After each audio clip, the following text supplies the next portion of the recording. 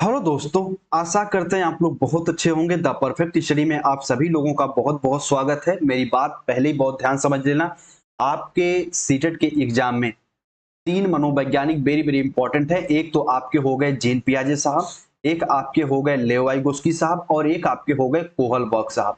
तो इसके पिछली क्लास में हम लोग जीन पियाजे साहब को पढ़ लिए हैं। आज के क्लास में लेव वाइगोस्की को पढ़ लेंगे और आगामी क्लास में यानी इसके बाद जो क्लास आएगी उसमें हम लोग कोहलबर्ग साहब को पढ़ लेंगे। उसके बाद तीनों लोग को मिला के एक एमसीक्यू की सीरीज कर लेंगे ताकि तीनों लोग से रिलेटेड जितने भी क्वेश्चन बन सकते हैं उनको हम लोग डिस्कस कर लेंगे। तो बहुत ध्यान से बहुत पेशेंस से आज की क्लास देखिएगा।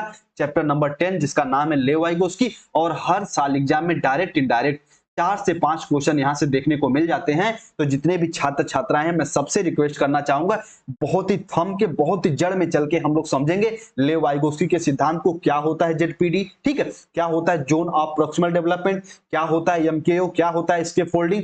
एक एक पॉइंट को मैं आपको पूरा समझाने का प्रयास करूंगा। तो पूरी क्लास में अच्छे से बने रहिएगा और एक एक पॉइंट को समझिएगा अंत तक, ठीक है। आइए सबसे पहले जीन लेव वाइगोस्की रिलेटेड कुछ जनरल बातें समझ लेते हैं, कुछ सामान्य बातें जरूरी होती हैं। सबसे पहले लेव वाइगोस्की साहब का एक तरीके से कहां के मनोवैज्ञानिक थे, तो तुरंत आपका जवाब आना चाहिए सर ये रूस के मनोवैज्ञानिक थे, सर ये रशिया के मनोवैज्ञानिक थे। और यहीं पे एक क्वेश्चन और बन जाता है, पिछली क्लास में मैं आपको बताया हूं कि जीन पियाजे कहां के मनोवैज्ञानिक थे, ठीक है। जीन पियाजे कहां के मनोवैज्ञानिक थे, जो बच्चे अच्छे से क्लास पढ़े होंगे उनको पता होगा।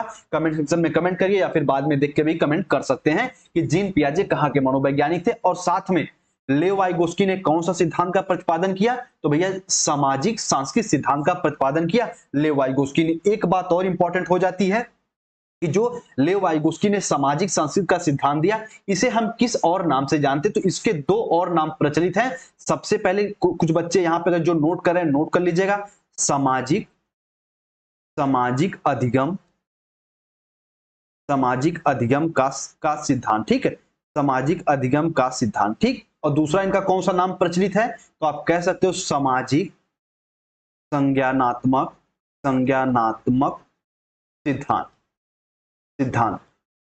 अब देखो खूब अच्छे समझना, आपके लेव वाइगोस्की जो सिद्धांत दिए थे कि सामाजिक संस्कृति का सिद्धांत, इसे दो और नामों से जानते हैं, सामाजिक अधिगम का सिद्धांत, सामाजिक संज्ञानात्मक का सिद्धांत। और ध्यान समझना इनका नाम क्यों पड़ा इनके सिद्धांत का सामाजिक संस्कृति का सिद्धांत, क्योंकि ये कहते हैं ना कि बच्चा तो भैया बच्चे का संज्ञानात्मक विकास तो होता है लेकिन वो समाज में रह के होता है, उसके भाषा का जो डेवलपमेंट होता है वो समाज में रह के होता है। एक तरीके से आप कह सकते हो जो आपके जीन पियाजे हैं ये मेच्योरिटी पे बल देते हैं, लेकिन ये कहते हैं कि संज्ञानात्मक विकास जो होता है ये हमारे सोसाइटी से होता है, ये हमारे समाज से होता है। ये दोनों में एक तरीके से बेसिक सा डिफरेंट है। और आपके जो लेव वाइगोस्की साहब है ना, ये पूरी तरीके से जीन पियाजे से प्रभावित हैं, जीन पियाजे से प्रभावित होकर ही अपना सिद्धांत दिए सामाजिक संस्कृति का सिद्धांत। लेकिन दोनों में वैचारिक मतभेद है, जहां जीन पियाजे कहते हैं कि संज्ञानात्मक विकास के एक तरीके से डेवलपमेंट के लिए परिपक्वता जरूरी है, वहीं लेव वाइगोस्की कहते हैं कि संज्ञानात्मक विकास के लिए सामाजिकता जरूरी है। आप समाज में घुलेंगे मिलेंगे, एक तरीके सोशल इंटरेक्शन जरूरी है। तो इस हिसाब से दोनों में बेसिक डिफरेंट है, दोनों के विचार में बेसिक डिफरेंट है, मूल इनका यही डिफरेंट है। और अभी चीजों आगे पढ़ेंगे तो हम और बेहतर रूप में समझ पाएंगे। यहां से 3 क्वेश्चन क्लियर हुआ। सबसे पहले एक तरीके से लेव वाइगोस्की के सिद्धांत को हम किस नामों से जानते हैं, तो सामाजिक संस्कृति का सिद्धांत, और दो कौन कौन से नाम इनके हैं, सामाजिक अधिगम का सिद्धांत और सामाजिक संज्ञानात्मक का सिद्धांत। उसके साथ साथ लेव वाइगोस्की कहां के मनोवैज्ञानिक थे, तो ये रशिया के मनोवैज्ञानिक थे। और एक क्वेश्चन और इनका यहां पे बनता है इनके जन्म को लेकर, ठीक है। देखिए ये कम उम्र में ही इनका निधन हो गया, तो इनका जन्म कब हुआ, तो आप तुरंत कहेंगे कि सर 17 नवंबर 1896 में इनका जन्म हुआ। और इनकी मृत्यु सब कब हुई, तो 11 जून 1934 को। अब देखेंगे लगभग ये कितने साल जिए, तो 34 साल इधर 4 साल इधर, लगभग ये 38 साल तक भैया आपके लेव वाइगोस्की साहब जिए।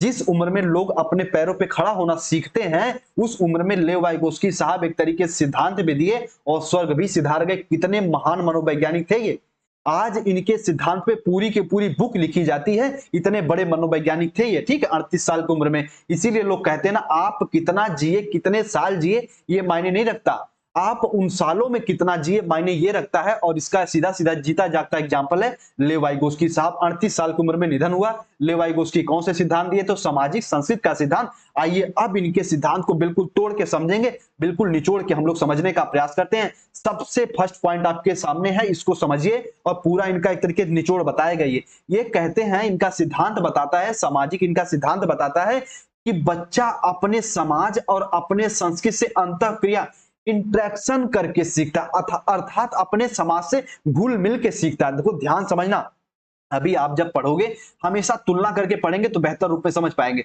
जब जीन पियाजे साहब को पढ़ रहे थे बच्चे, तो मैं आपको बताता कि जीन पियाजे कहते हैं संज्ञानात्मक विकास जो बालक में होता है वो परिपक्वता के कारण होता है।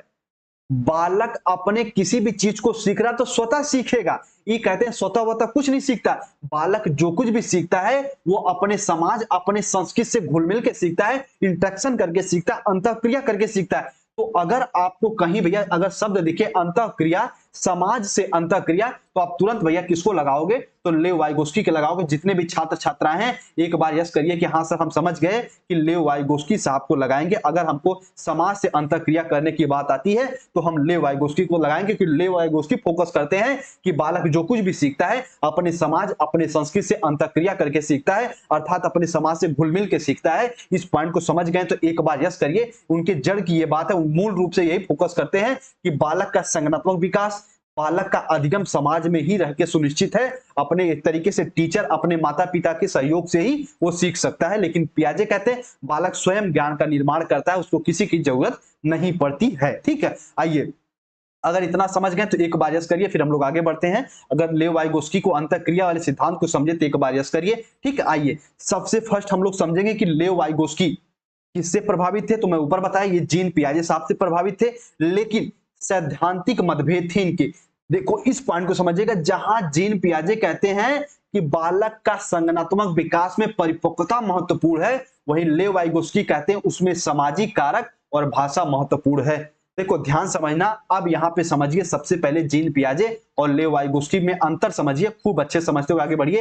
ये कहते हैं कि बालक के लिए परिपक्वता जरूरी है, ठीक है, परिपक्वता जरूरी, लेकिन ये कहते हैं नहीं, हमारा समाज से घुलना मिलना जरूरी है, समाज से एक तरीके से अंतःक्रिया जरूरी है, एक तरीके से अंतःक्रिया जरूरी है। ध्यान समझना, ये कहते हैं कि अगर मान लीजिए कोई बालक 2 वर्ष का है, इस बालक को अगर आप ये कहोगे कि बालक ये बताओ, आप अच्छे विचार करने लगो, अच्छी थिंकिंग करने लगो, अच्छी भाषा का प्रयोग करने लगो, तो बालक नहीं कर पाएगा। वो अपने आयु के अनुसार ही करेगा, अपने परिपक्वता के अनुसार ही भाषा का प्रयोग करेगा। ये कहते हैं जीन पियाजे। लेकिन लेव वाइगोस्की इसका सीधा उल्टा कहते हैं। वो कहते हैं अगर 2 वर्ष का बालक है, इसे अच्छा समाज मिल रहा, इसे अच्छा सोसाइटी मिल रही है और इसके आसपास लोग अच्छे भाषा का प्रयोग कर रहे हैं, तो बालक भी भाषा जल्दी सीख जाएगा, एक तरीके से उसमें परिपक्वता के गुण जल्दी आ जाएंगे। इसी एग्जांपल को प्रूफ करने के लिए ये बताते हैं कि मान लीजिए एक यहाँ पे 2 वर्ष का बालक है और यहाँ पे कोई 2 वर्ष का बालक और है, और इसकी उम्र आगे बढ़ते बढ़ते ये 4 वर्ष हो गया और इसकी भी 4 वर्ष हो गया। जो 2 वर्ष का बालक है, इसके माता पिता एक तरीके से हम कह सकते हैं कि वो पढ़े लिखे हैं, ठीक है, इसके माता पिता पढ़े लिखे हैं और ये प्रॉपर स्कूल जा रहा है, प्ले वेले स्कूल खेलने जा रहा है। लेकिन ये बालक है बिल्कुल पढ़ लिख नहीं रहा है, इसके माता पिता भी एक तरीके से पढ़ाई लिखाई नहीं किए, उसे एक तरीके से शिक्षा से जुड़े ही नहीं है। लेकिन जो 4 वर्ष का बालक हो जाएगा, इसमें भी संज्ञानात्मक विकास का डेवलपमेंट नहीं होगा। लेकिन जो 2 वर्ष का बालक है, इसमें से उनके अध्यापक की मदद से, उनके माता पिता की मदद से एक तरीके से उसमें संज्ञानात्मक विकास का डेवलपमेंट हो जाएगा। ठीक, अच्छा एक बात और, संज्ञानात्मक विकास क्या होता है? तो किसी भी समस्या को सॉल्व करने के जो हमारी एक तरीके से वर्तमान बुद्धि होती है, एक हमारी मेच्योरिटी होती है, उसे हम संज्ञानात्मक कह सकते हैं, संज्ञानात्मक विकास कह सकते हैं। तो यहीं पे लेव वाइगोस्की कहते हैं कि बालक के लिए समाज जरूरी है, अध्यापक जरूरी है, लेकिन यही आपके कहते हैं जीन पियाजे कि बालक के लिए ना ही समाज जरूरी है, एक तरीके से ना ही उसके माता पिता जरूरी है, बालक स्वतः धीरे धीरे परिपक्वता के अनुसार चीजों को सीख जाएगा। यही दोनों में एक तरीके से वैचारिक मतभेद आ गया, सैद्धांतिक मतभेद आ गया इसी समय। ठीक है, चलिए अब उम्मीद करते हैं जो मूल रूप बताना चाह रहे थे उसको समझ गए होंगे कि वाइगोस्की कहते हैं कि बालक के लिए समाज जरूरी है, लेकिन यहीं पे जीन पियाजे कहते हैं कि बालक के लिए परिपक्वता जरूरी है, एक उम्र के बाद ही बालक सीख सकता है। लेकिन लेव वाइगोस्की के साथ कहते हैं कि बालक की उम्र कोई भी हो, अगर उसे अच्छा वातावरण मिल रहा है, अच्छा इन्वायरमेंट मिल रहा, अच्छा उसका एक तरीके से हम कह सकते हैं कि माहौल मिल रहा है, तो बालक कोई भी चीज को जल्दी सीखेगा, भाषा का विकास जल्दी होगा। यही दोनों में अंतर है। उम्मीद करते भैया बेसिक इनका जो डिफरेंट है वो चीजों को समझ गए होंगे। अगर जीन पियाजे जहां आए तो आपको परिपक्वता देखना है, मैच्योरिटी देखना है। अगर वाइगोस्की आए तो आपको सामाजिक कारक व भाषा को देखना है, तो आप क्वेश्चन अच्छे से टिक कर पाएंगे। वाइगोस्की कहते हैं बालक के विकास में सामाजिक कारक महत्वपूर्ण है, लेकिन जीन पियाजे कहते हैं बालक के विकास में परिपक्वता महत्वपूर्ण है। ये दोनों बेसिक डिफरेंट है, इसको आप लोग अच्छे से समझते रहिएगा, ठीक है। आइए अब देखिए इस पॉइंट को समझिए। पियाजे संज्ञानात्मक विकास में संस्कृति तथा शिक्षक को कोई महत्व देते ही नहीं थे। वो कहते हैं कि बालक के कॉग्निटिव डेवलपमेंट में हमारा कल्चर, हमारे टीचर, हमारे माता पिता, हमारे परिवार की कोई भूमिका नहीं होती। जैसे कहोगे कुछ ऐसा बताइए हमारे दिल में बैठ जाए। आइए देखिए यहाँ पे समझिए। मान लीजिए ये आपका घर है, मान लीजिए कि किसी का घर है और यहाँ पे ये गेट है और यहाँ पे एक छोटा सा बालक बैठा है। ध्यान समझना, यहाँ पे एक छोटा सा बालक है, इसकी उम्र मान लीजिए 4 वर्ष है। अब घर में अचानक आग लग गई है, ठीक है। घर में अचानक आग लग गई तो आप उसको कहोगे कि बालक बाहर आ जाओ, बाहर आ जाओ, हम आपको जलेबी देंगे, नहीं तो जल जाओगे। नहीं, जैसे ही आग की लपट उसके आसपास आएगी, बालक अपने आप बाहर भाग आएगा। बालक को किसी को एक तरीके से बाहर लाने के लिए प्रेरित करना ही नहीं पड़ेगा। बालक को जैसे ही गेट दिखेगा, बालक तुरंत भागने का प्रयास करेगा। यानी बालक के एक तरीके से संज्ञानात्मक विकास में किसी की भूमिका नहीं होती। वह स्वतः चीजों को विचार करने लगता है, स्वतः चीजों को सीखने लगता है समय के साथ। लेकिन वाइगोस्की कहते हैं नहीं, वह स्वतः कुछ नहीं करता। समाज में जो भी क्रियाकलाप होते हैं उनका अनुकरण करता है, एक तरीके से उनका अनुकरण करता है। इस पॉइंट को समझिएगा। समाज का बालक अनुकरण करके सीखता है, ये कौन कहते हैं? तो आपके लेव वाइगोस्की। अब बालक समाज से स्वतः सीख लेता है, ये कौन कहते हैं? ये कहते हैं भैया आपके एक तरीके से जीन पियाजे साहब कहते हैं। इस पॉइंट को अच्छे से समझते रहिएगा। एक तरीके से आपके लेव वाइगोस्की साहब समाज पे ध्यान देते हैं और आपके जीन पियाजे साहब हैं या स्वतः इसके साथ साथ परिपक्वता पे ध्यान देते हैं। और जीन पियाजे कहते हैं कि भैया हमारे बालक के संज्ञानात्मक विकास में संस्कृत और शिक्षक की कोई भूमिका नहीं होती, बल्कि लेव वाइगोस्की कहते हैं कि बालक के विकास में संस्कृत और शिक्षक की महत्वपूर्ण भूमिका होती है, बिना इनके बालक सीख ही नहीं सकता। तो इस पॉइंट को आप लोग अच्छे समझते रहिएगा। अब आपके दिमाग में एक क्वेश्चन उठ रहा होगा कि सर हम किसके साथ जाएं? सर हम जीन पियाजे साहब के साथ जाएं या फिर सर आप कहें कि हम वाइगोस्की साहब के साथ जाएं? अभी मैं आपको बता देता हूं, खूब अच्छे वाइगोस्की साहब के साथ हम लोग जाएं। सर किसके साथ हम लोग जाएं? तो मेरी बात को बहुत ध्यान समझना। यहाँ पे एक साहब ये है मम्मी और ये है मान लीजिए आपके पिता साहब, या मान लीजिए आपके पापा साहब है, ठीक है। ध्यान से मेरी बात को समझें तो बेहतर रूप में समझ पाएंगे। अब देखो, मम्मी कहते हैं कि बालक को जितना भी प्यार दुलार देना होता है वो मम्मी देती हैं। और जो एक तरीके से स्ट्रिक्ट होते हैं, जो एक तरीके से बालक को पिटाई लगाते हैं, लड़के लड़कियों को जो पिटाई कराते हैं, पढ़ने के लिए बोलते हैं, वो होते हैं पिता। तो अगर मैं कहूं कि दोनों में से आप किसको बेहतर बोलोगे, तो कहोगे सर दोनों लोग अपने आप में बेहतर है। उसी प्रकार जीन पियाजे और वाइगोस्की में आपको ये नहीं देखना कि कौन अच्छे हैं कौन बुरे, नहीं, दोनों लोगों को अडॉप्ट करना है, दोनों के विचार को। अगर जीन पियाजे कहते हैं कि बालक स्वतः सीखता है तो उसको वो प्रूव भी करते हैं, और वाइगोस्की कहते हैं कि बालक समाज से सीखता है तो उसको भी वो प्रूफ करते हैं। एग्जाम्पल के तौर पे कहते हैं, देखो वाइगोस्की कहते हैं अगर मान लीजिए 2 वर्ष का कोई बालक है, ठीक है, मान लीजिए कोई 2 वर्ष का बालक, खूब अच्छे समझना, 2 वर्ष का बालक है, उसे हम ले जाके किसी जंगल में छोड़ दिए, किसी जंगल में छोड़ दिए, उसे 8 साल बाद उससे मिलने जा रहे हैं, तो बताइए वो किसी भाषा का प्रयोग करेगा? नहीं करेगा।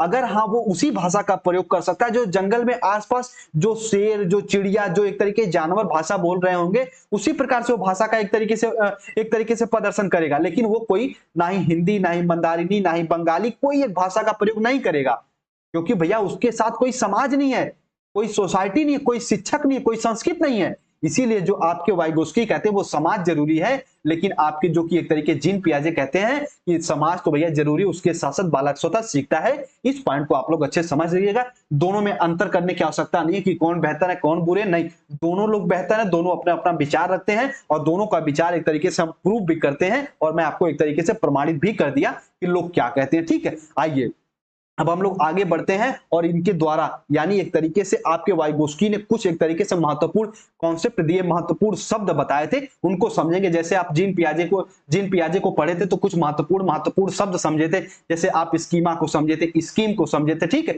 वस्तु अस्थायित्व ऑब्जेक्ट परमानेंस को समझे थे और पलटावीपन को समझे थे। उसी प्रकार इनके द्वारा भी कुछ दिए गए शब्द हैं, उनको हम लोग समझेंगे। वहां से एग्जाम में क्वेश्चन भी आता है। एक बार अगर आप लोग ले वाइगोस्की साहब को समझ गए हैं तो एक बार यस करिए कि हाँ सर हम ले वाइगोस्की के सिद्धांत को समझ गए हैं कि ले वाइगोस्की फोकस करते हैं समाज से इंटरेक्शन पे, समाज से अंतःक्रिया पे। एक बार आप सभी लोग यस करिए कि हाँ सर हम ले वाइगोस्की के सिद्धांत को समझ गए हैं, ठीक है। चलिए एक बार आप सभी यस करिए।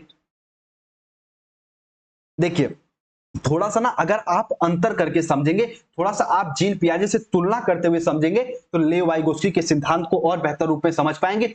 टोटल ले वाइगोस्की बालक के विकास में समाज को महत्वपूर्ण मानते हैं। मेरी बात को बहुत अच्छे से समझना, अगर आप कहीं नोट करें, नोट करके लिख लेना।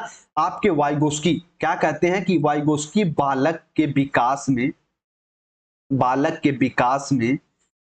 के विकास में भैया किसको महत्वपूर्ण मानते हैं? तो सर समाज को। नोट कर लिख लेना, नोट करके जहां नोट बनाओ लिख लेना, समाज को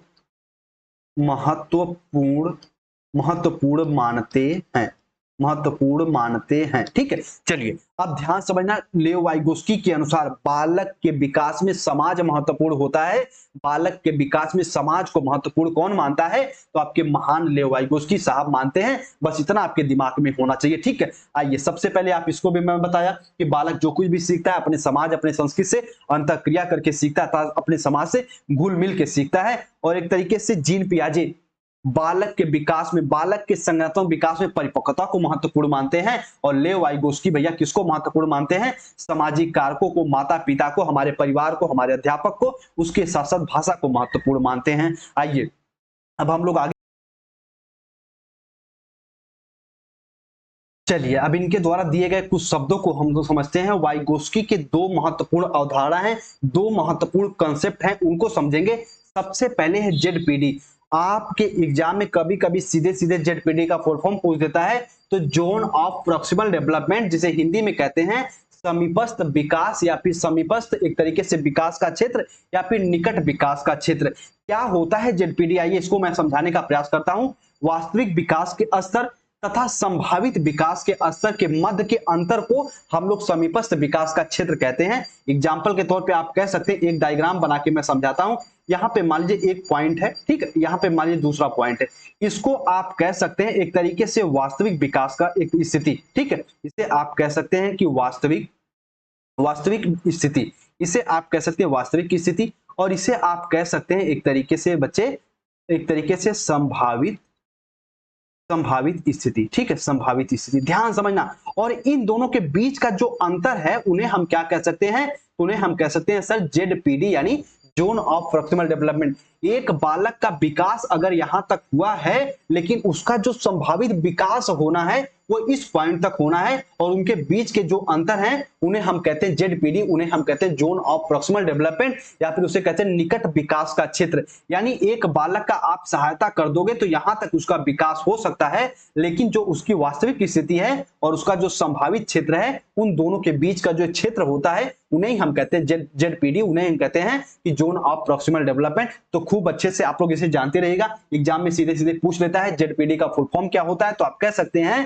कि जेडपीडी का फुल फॉर्म होता है जोन ऑफ प्रॉक्सिमल डेवलपमेंट, या फिर समीपस्थ विकास का क्षेत्र, या फिर निकट विकास का क्षेत्र। और ये क्या होता है? वास्तविक विकास के स्तर तथा संभावित विकास के स्तर के मध्य के अंतर को हम लोग समीपस्थ विकास का क्षेत्र कहते हैं। एक बालक अगर विकास यहां तक हुआ है लेकिन उसका विकास यहां तक संभावित है, तो इन दोनों के मध्य की जो दूरी है उन्हें हम जेडपीडी कहते हैं, उन्हें जोन ऑफ प्रॉक्सिमल डेवलपमेंट कहते हैं। इसे आप लोग बेहतर रूप में समझते रहिएगा जेडपीडी को, ठीक है। चलिए आइए अब अगला जो इनका एक तरीके से कॉन्सेप्ट है वो है स्केप फोल्डिंग। स्केप फोल्डिंग को और कई नामों से जानते हैं। सबसे पहले आप कह सकते हैं, इसे कई बच्चे पाइट भी जानते हैं, ठीक है। इसे पाइट भी कहते हैं, इसे हम लोग पाड़ भी कहते हैं, इसे हम लोग मचान भी कहते हैं, और अंग्रेजी में सिर्फ और सिर्फ एक शब्द का प्रयोग करते हैं, वो है स्केप फोल्डिंग। आपको कंफ्यूज नहीं होना, स्केप फोल्डिंग के कई नाम है, पाड़ हो गए, पाइट हो गए, मचान हो गए, ठीक है। एक तरीके से आप इसे सीढ़ी कह सकते हैं, ठीक है। एक तरीके से बालक के विकास में अब मदद कर रहे हैं। एक तरीके से आप कहते हैं टेम्पररी गाइडेंस। क्या होता है अभी मैं समझा रहा हूं। सबसे पहले इसे समझिए, वयस्कों द्वारा दी जाने वाली टेम्परेरी गाइडेंस को इसके फोल्डिंग या पाड़ या फिर ढांचा कहते हैं। जैसे एग्जांपल के तौर पे आप कह सकते हैं, एक मान लीजिए कोई साइकिल है, ठीक है, एक साइकिल है। सबसे पहले बालक को हम साइकिल थोड़ा थोड़ा सिखाना स्टार्ट कर दें, पीछे से साइकिल को हम पकड़े रहते हैं ताकि बालक गिर न जाए, लेकिन कुछ समय बाद जाके हम छोड़ देते हैं और बालक स्वतः साइकिल चलाना सीख लेता है। उसी को इसके फोल्डिंग कहते हैं, उसी को एक तरीके से टेम्पररी गाइडेंस देना कहते हैं, ताकि बालक एक समय के बाद स्वतः कोई कार्य करने लग जाए। उसमें जो आप मदद करते हैं उसे इसके फोल्डिंग कहते हैं, उसे एक तरीके से आप क्या कहते हैं, ढांचा कहते हैं, पाड़ कहते हैं, मचान कहते हैं, फाइट कहते हैं। इसके बारे में जानते रहिएगा, ये दोनों शब्द वेरी वेरी इंपॉर्टेंट है। जोन ऑफ प्रॉक्सिमल डेवलपमेंट क्या होता है, वास्तविक विकास का क्षेत्र, और संभावित विकास के क्षेत्र के निकट की जो मध्य की दूरी है उन्हें हम जेडपीडी कहते हैं। इसके फोल्डिंग क्या होता है, एक तरीके से बालक को हम जो एक तरीके से टेम्पररी गाइडेंस देते हैं, ठीक है, एक तरीके जो गाइडेंस परमानेंट नहीं होता, कुछ समय बाद उसको हम वापस ले लेते हैं जब बालक सीख जाता है। जैसे साइकिल चलाना बालक सीख रहा है, शुरू शुरू में उसे मदद करते हैं, लेकिन बालक जब साइकिल चलाना सीख लेता है तो अपनी मदद हम वापस ले लेते हैं। इसे क्या कहते हैं, इसके फोल्डिंग कहते हैं, इसे ही पाड़ या फिर ढांचा कहते हैं। इसे आप लोग जानते रहिएगा। उसके बाद ये कहते हैं भैया एमकेओ, एक शब्द दिए एमकेओ यानी मोर नॉलेजेबल अदर, दूसरा ज्ञानी व्यक्ति, ठीक है, ज्यादा ज्ञानी दूसरा भी कह सकते हैं। इसका सीधा सीधा मतलब वो कहते हैं कि बच्चा उसी से सीखता है जो उससे ज्यादा जानता हो, और उसके भैया टीचर भी हो सकते हैं, उसके पेरेंट्स भी हो सकते हैं, उसके फ्रेंड भी, उसके क्लासमेट भी।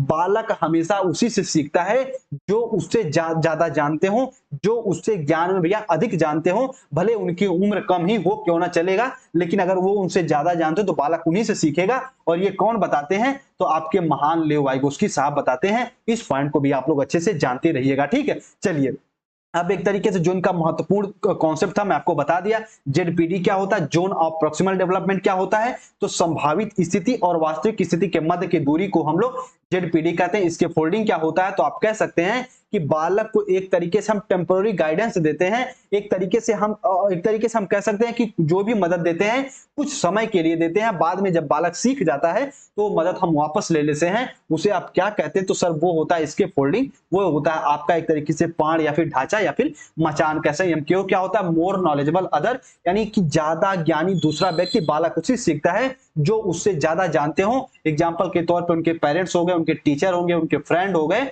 ठीक है, एक तरीके से उनके ब्रदर, जितने भी लोग हैं, अगर उनसे बालक से ज्यादा जान रहे हैं तभी बालक उनसे सीखेगा। इस पॉइंट को आप लोग अच्छे से समझते रहिएगा। अब भाषा पे वाइगोस्की के क्या विचार थे, यहां से एग्जाम में क्वेश्चन भी बनता है और यहां पे आपको समझने की आवश्यकता भी है कि वाइगोस्की भाषा पर क्या कहते हैं। वाइगोस्की के अनुसार भाषा और चिंतन शुरू में अलग अलग होते हैं लेकिन बाद में एक साथ हो जाते हैं। जन्म से लेकर लगभग 2 वर्षों तक जो भाषा और विचार यानी भाषा व चिंतन दोनों अलग अलग होते हैं। एग्जाम्पल के तौर पे आप कह सकते हो, बालक को विचार तो आ गया है कि उसको भूख लगी, उसे दूध चाहिए, लेकिन वो तुरंत उसको व्यक्त नहीं कर पाएगा, यानी उसे कहेगा कि नहीं मम्मी मुझे दूध पिलाइए, मुझे भूख लगी, नहीं कहेगा, क्योंकि वो भाषा का अलग रूप में प्रयोग करेगा, एक साथ प्रयोग नहीं कर पाएगा। अगर उसे भूख लगी है, विचार उसके उत्पन्न हो गया कि मुझे भूख लगी, हाँ मुझे दूध चाहिए, तो वो रोना प्रारंभ कर देगा, यानी वो भाषा का सही प्रयोग नहीं कर पाएगा। भाषा व विचार का अलग अलग प्रयोग करता है, लेकिन जैसे ही बड़ा होता है, अगर उसे खाना चाहिए, उसे भूख लगी है, तुरंत मम्मी से कहेगा मम्मी मुझे भोजन दे दो, मम्मी मुझे दूध दे दो, मम्मी मुझे मिठाई दे दो ताकि मैं अपना पेट भर लूं। यानी बालक शुरू में भाषा व चिंतन तो अलग अलग होते हैं लेकिन बाद में दोनों जाके एक साथ हो जाते हैं, एक उम्र के बाद एक साथ हो जाते हैं। ये आपके कहते हैं लेव वाइगोस्की साहब, और इस कथन को सभी बच्चे स्क्रीनशॉट ले लेना, वेरी वेरी इंपॉर्टेंट है, ठीक है। अगर लेव वाइगोस्की साहब को समझने में थोड़ा सा भी आप एक तरीके से जागरूकता नहीं दिखाएंगे तो चीजें नहीं समझ में आएंगी। लेव वाइगोस्की कहते हैं शुरू में भाषा व विचार दोनों अलग अलग होते हैं।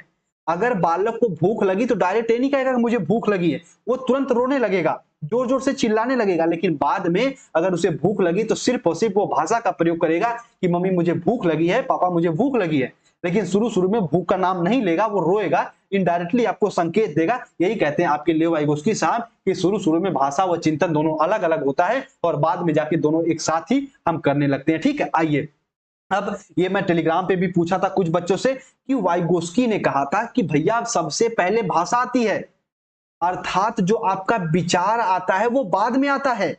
तो लेव वाइगोस्की ने कहा था कि पहले भाषा आती है बाद में विचार, अर्थात हम कह सकते हैं कि बिना भाषा के चिंतन नहीं किया जा सकता। जैसे मैं ये बात बताऊं, अगर मान लीजिए ये आप हो ए और ये मैं हूं बी, मैं आपको कुछ बताए जा रहा हूं, अगर आप मेरी बात को समझ ही नहीं रही हैं तो बताइए क्या आप उस पर चिंतन करेंगे? कहोगे सर जी नहीं करेंगे। अगर चिंतन करने के लिए जरूरी है कि हम सामने वाली की भाषा को समझें। अगर आपको कोई एक चाइना का व्यक्ति आके आपको खूब चाइनीज में बता रहा है, ना ही आपको गुस्सा आएगा, ना ही आपको प्यार आएगा, ना ही आप सिंपल सीधे खड़े रहेंगे, आपका संवेग बिल्कुल कंट्रोल रहेगा।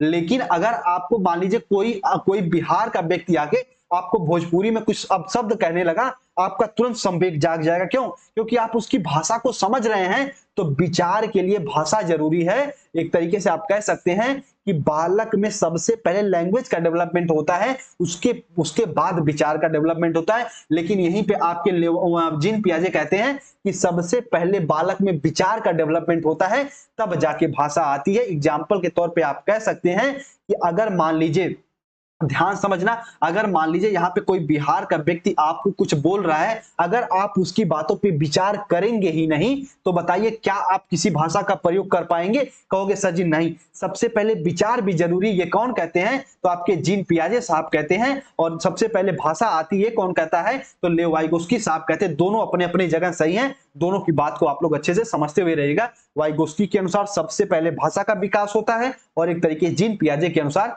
सबसे पहले चिंतन का विकास होता है। और जब चिंतन कहने का मतलब आप परिपक्वता से समझना, ठीक है?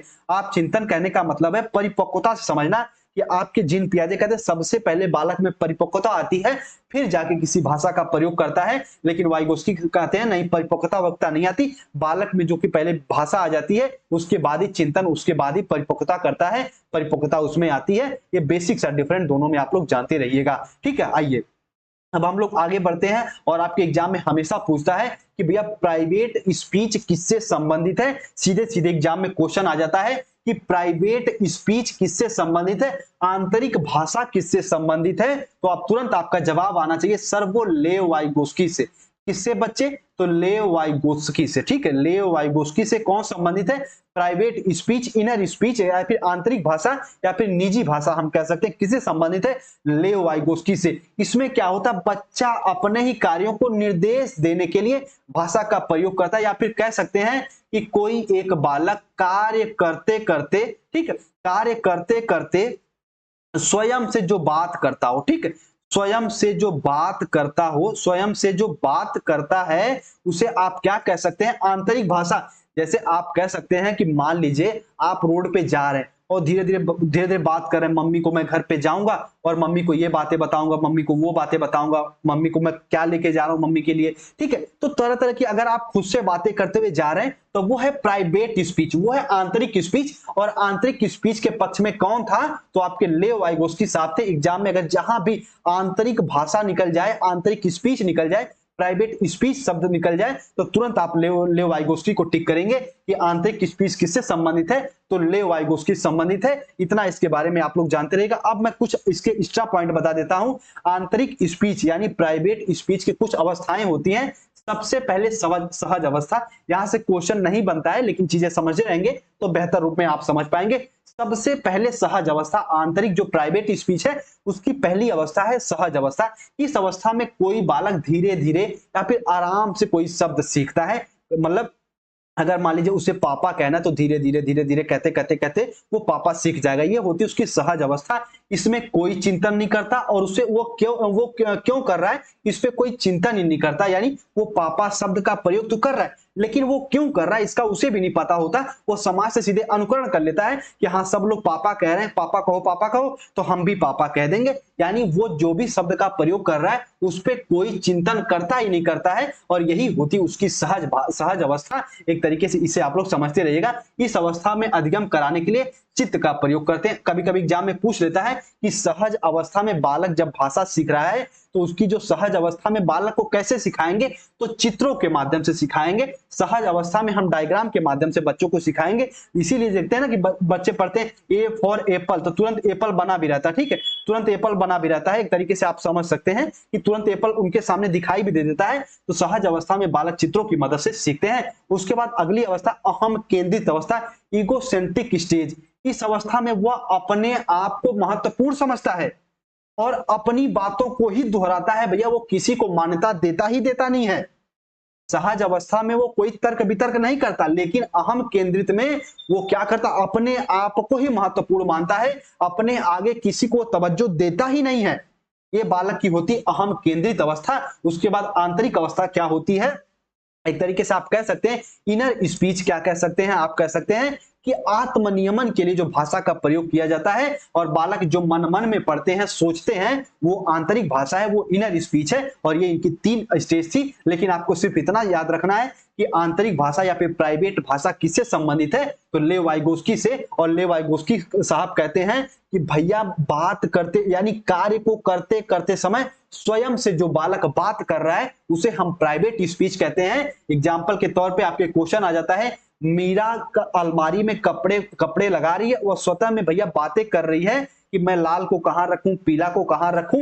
तो ये कौन सी भाषा को दर्शाता है, तो ये प्राइवेट स्पीच को दर्शाता है। और कौन बताता है ये लेव वाइगोस्की साहब बताते हैं। पूरे लेव वाइगोस्की के साहब के मैं कॉन्सेप्ट को यहाँ पे खोल के रख दिया। एक बार मैं थोड़ा सा रिवीजन जरूर कराना चाहूंगा, क्योंकि लेव वाइगोस्की को आप बेहतर रूप में नहीं समझेंगे तो समझ नहीं पाएंगे। लेव वाइगोस्की का जन्म कब हुआ था, तो 17 नवंबर 1896 में। इनकी मृत्यु कब हुई थी, तो एक तरीके से 11 जून 1934 को इनकी मृत्यु हुई थी। इनके सिद्धांत को किस नामों से जानते हैं, तो सामाजिक अधिगम का सिद्धांत, सामाजिक संगठनात्मक सिद्धांत, उसके साथ साथ सामाजिक संस्कृति का सिद्धांत, इनके सिद्धांत के नामों से जानते हैं। और एक तरीके से लेव वाइगोस्की कहां के मनोवैज्ञानिक थे, तो ये रूस के मनोवैज्ञानिक थे, ये रसिया के मनोवैज्ञानिक थे। और आपके जीन पियाजे स्विट्जरलैंड के मनोवैज्ञानिक थे। ठीक है, आइए उसके बाद यह सिद्धांत बताता है कि बालक जो कुछ भी सीखता है उसके लिए भैया उसे समाज से घुलना मिलना जरूरी है। लेकिन जीन पियाजे कहते हैं बालक जो कुछ भी सीखता स्वयं सीखता है, किसी की आवश्यकता उसे नहीं पड़ती। दोनों में यही एक तरीके से सैद्धांतिक मतभेद है। वैसे जो वाइगोस्की साहब हैं जीन पियाजे से ही प्रभावित थे। जीन पियाजे परिपक्वता को महत्वपूर्ण मानते हैं और ये सामाजिक और भाषा को महत्वपूर्ण मानते हैं। कहते हैं बालक के विकास तभी होगा जब बालक के अंदर लैंग्वेज डेवलपमेंट अच्छी हुई रहेगी, बालक का सामाजिक यानी सोशल डेवलपमेंट अच्छा हुआ रहेगा। यानी ये समाज को, ये भाषा को महत्वपूर्ण मानते हैं। और एक तरीके जीन पियाजे शिक्षक को, संस्कृत को, माता पिता को महत्वपूर्ण नहीं मानते, जबकि आपके लेव वाइगोस्की साहब हैं वो एक तरीके से अपने समाज को, अपने सोसाइटी को, परिवार वालों को बालक के विकास में महत्वपूर्ण भूमिका निभाने के लिए मानते हैं। ठीक है, आइए उसके बाद इन्होंने 2 महत्वपूर्ण अवधारणाएं दी, कॉन्सेप्ट दिए, जिसे कहते हैं ZPD, zone of proximal development. ये क्या होता है, एक बालक जहां है और एक बालक का विकास कितना हो सकता है, उन सबके मध्य की जो दूरी होती है उन्हें हम जेडपीडी कहते हैं, जोन ऑफ प्रॉक्सिमल डेवलपमेंट कहते हैं। इसके फोल्डिंग क्या होता है, इसे आप कह सकते हैं टेम्पररी गाइडेंस, एक तरीके से आप कह सकते हैं अस्थायी मदद। एग्जाम्पल के तौर पे आप कह सकते हैं, जैसे मान लीजिए आप कोई एक गुड़िया मेले से लेके आए, ठीक है, अब गुड़िया का आप हाथ निकाल दिए दोनों, उसकी वो जो उसका सर है वो निकाल दिए, उसका पैर निकाल दिए, और बाद में आप क्या किए कि एक छोटी सी बच्ची है उसे बोल दिए कि बच्चे देखो इसका पैर ऐसे, उसकी इसका सर ऐसे लगता है, उसका एक हाथ ऐसे लगता है, एक पैर। और जैसे ही गुड़िया दूसरा हाथ लगा ली, वो बच्ची गुड़िया का दूसरा हाथ लगा ले रही है, गुड़िया का एक तरीके से पैर लगा रही है, तो आप अपना गाइडेंस वापस ले लोगे, आप अपनी सहायता वापस ले लोगे। यही होता है इसके फोल्डिंग। यानी एक बालक के विकास में जो रुकावटें आ रही हैं उनको आप सॉल्व कर दे रहे हैं, उनको आप मदद कर दे रहे हैं, वही होता है इसके फोल्डिंग, वही होता है पाड़ या फिर ढांचा, वही मचान होता है, उसे ही पाइट बोलते हैं। तो उम्मीद करते हैं इस पॉइंट को भी आप अच्छे से जानते रहेंगे। वयस्कों द्वारा दी जाने वाली टेम्पररी गाइडेंस को हम इसके फोल्डिंग कहते हैं। और होता है मोर नॉलेजेबल अदर, एमकेओ को कहते हैं मोर नॉलेजेबल अदर, यानी ज्यादा ज्ञानी दूसरा। बच्चा उसी से सीखेगा जो उससे ज्यादा जानता हो। यानी हमेशा आप देखते भी होंगे कि एक बालक भैया उसी से अपने क्लास में, जो क्लास एक तरीके से क्लास में सबसे ज्यादा पढ़ने वाला व्यक्ति होता है, बालक उससे भी सीखता है।